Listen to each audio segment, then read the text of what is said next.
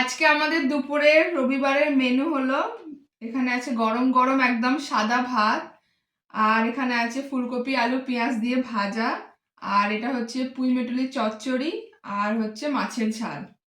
তো সকাল থেকে এত ঠান্ডা পড়েছে কুয়াশাতে, আমি বেরোতে পারিনি কোথাও। আজকে রবিবার ছিল, ভাবলাম যে একটু ঘুরতে টুরতে যাব, কিন্তু কিছু করার নেই। এত কুয়াশা পড়েছে সকাল থেকে, এত ঠান্ডা, কোথাও বেরোতে পারিনি।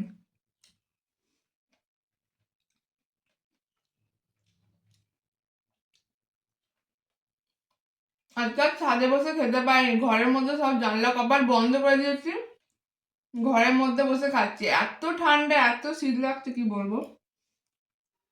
মানে পুঁই মেটুলির চচ্চড়িটা করেছে মা, কেমন দেখি খেয়ে। চিংড়ি মাছ দাওনি আজকে? না, আজকে চিংড়ি মাছ ছিল না। ঠান্ডাতে বাজারে যাব মনে করেছিলাম, বাজারেও যাওয়া হলো না। আর চিংড়ি মাছ নিয়ে কোনো মাছওয়ালাই আসেনি আজকে। তাতেও দারুণ হয়েছে। হুম। পুঁই মেটুলিটা খেতে খুব ভালো লাগে, এত সুন্দর হয়েছে।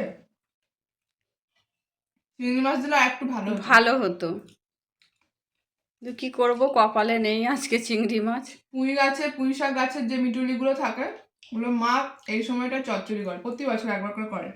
দারুণ হয় খেতে। তোমরা কারা কারা খেতে ভালোবাসো জানি। তো চলো খাওয়া দাওয়া করে নিই। তো রবিবার দুপুরে তোমরা কে কি খাচ্ছ কমেন্টে জানিও।